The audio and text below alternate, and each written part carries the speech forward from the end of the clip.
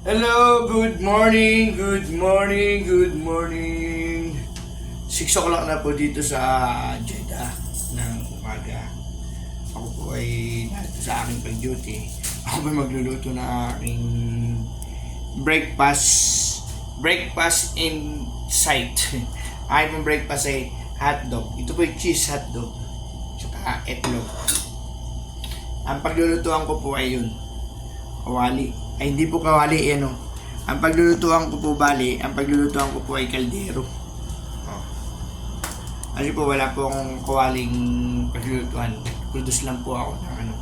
At narito nga po ako sa aking pag-duty. Solo na naman.